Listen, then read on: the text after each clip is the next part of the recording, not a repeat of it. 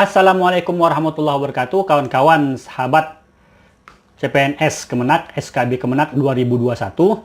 Dalam video kali ini kita akan membahas tentang pertanyaan-pertanyaan yang sering muncul dan yang panas dalam wawancara SKB Kemenak. Tonton terus videonya.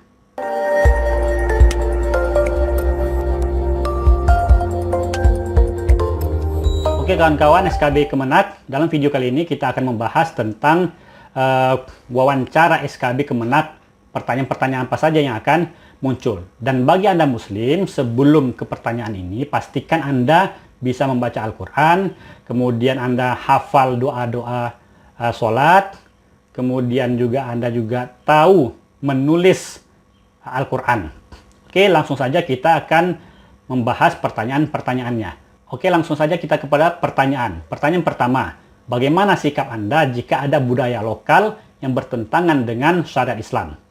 Nah, maka kawan-kawan bisa menjawab, nah jika ada budaya ataupun kebiasaan yang bertentangan dengan syariat Islam, maka respon kita adalah dengan arif dan bijaksana. Tentu kita berkewajiban untuk mengajak kepada kebaikan. Nah, dalam mengajak dalam kebaikan ini, kita harus menggunakan metode arif dan bijaksana. Kalau di dalam Islam itu wajadilhum billati hiya ahsan, maka debatilah mereka, berargumentasilah dengan baik dan benar, sehingga apa? Tidak menimbulkan konflik-konflik sosial. Jadi kalaupun ada kebiasaan-kebiasaan yang tidak sesuai dengan kebiasaan Islam, maka itu kita harus mengajaknya dengan arif dan bijaksana. Pertanyaan kedua, bagaimana menurut Anda mencium bendera? Boleh nggak dalam Islam? Nah, jika kawan-kawan mendapati pertanyaan ini, kawan-kawan bisa menjawabnya. Mencium bendera itu adalah bentuk rasa nasionalisme kita. Mencium bendera itu bukan berarti kita mengkultuskannya, tidak ya. Nah, kalau mengkultuskannya itu tidak boleh. Karena apapun bentuk pengkultusan, tidak boleh. Dan begitu juga saya rasa di dalam agama-agama yang lain. Kita mencium bendera itu adalah bentuk kecintaan kita terhadap negara, terhadap bangsa kita, sama seperti kita misalnya mencium kitab suci, berarti kita kan merasa kecintaan kita terhadap kitab suci, atau kita mencium sebuah buku, berarti kita kan merasakan kecintaan terhadap buku tersebut. Jadi mencium bendera itu bukanlah bentuk ritual agama, akan tetapi bentuk rasa nasionalisme kita. Kemudian pertanyaan ketiga, nah dan ini sering juga keluar, tuliskan ayat-ayat pendek. Nah, kawan-kawan di sini harus bisa setidaknya ambillah ayat-ayat pendek dan kawan-kawan bisa menuliskannya. Nah, nanti biasanya kalau di dalam daring ini kita tulis, kemudian kita lihatkan ke Zoom itu tulisan ayat pendek. Atau juga tulisan-tulisan Bismillahirrahmanirrahim dan Pamus biasa ini sering keluar. Kemudian pertanyaan yang berikutnya adalah, nah dan biasanya ini bagi seorang guru, bagaimana menurut Anda pendidikan yang berkarakter? Nah, di sini kawan-kawan bisa menjawabnya. Pendidikan berkarakter itu adalah diawali dengan bahwa guru adalah suri tauladan. Jadi apa yang kita ajarkan harus sesuai dengan kepribadian kita, minimal pada saat kita itu mengajar. Nah, jadi dengan pendidikan berkarakter ini sehingga memunculkanlah bahwa ilmu yang kita ajarkan itu bukan hanya bersifat teori semata. Jadi harus benar-benar antara teori dan prakteknya itu nampak berjalan di dalam dunia pendidikan. Pertanyaan berikutnya, apakah saudara sepakat bahwa kitab suci itu sudah mengatur seluruh aspek kehidupan? Oleh sebab itu, tidak memerlukan aturan-aturan yang lain. Nah, jawabannya tidak sepakat. Kitab suci mengatur aspek-aspek kehidupan, ya benar. Akan tetapi bukan berarti kita tidak membutuhkan aturan-aturan yang lain. Kitab suci itu adalah kitab petunjuk.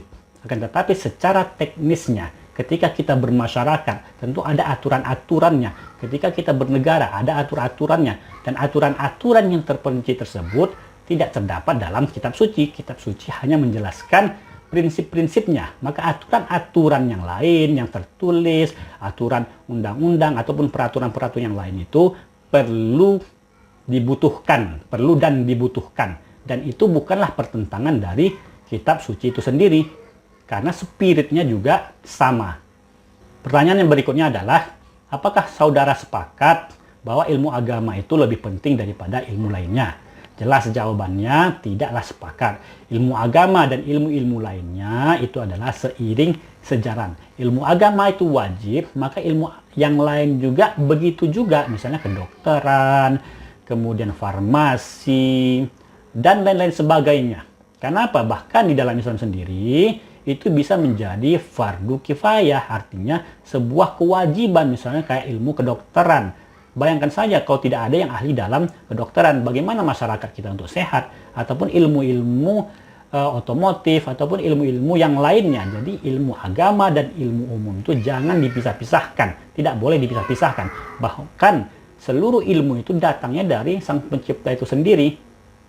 Kemudian pertanyaan berikutnya adalah, semua agama mengajarkan kebaikan dan kebenaran. Nah, di dalam konsep kita berhubungan, berinteraksi sesama pemeluk agama, jelas bahwa agama itu adalah mengajarkan kebaikan dan kebenaran. Akan tetapi tentu di dalam konsep masing-masing agama pasti memiliki konsep yang berbeda-beda. Kalau kita berhubungan antar manusia, ya kita haruslah saling menghormatin bahwa masing-masing pemeluk agama itu mengajarkan kebaikan dan kebenaran. Tidak mungkin pula kita mengatakan di publik bahwa agama ini mengajarkan kekerasan, bahwa agama ini salah. Tidak boleh kita seperti itu. Itu namanya kita tidak menghormati agama yang lain.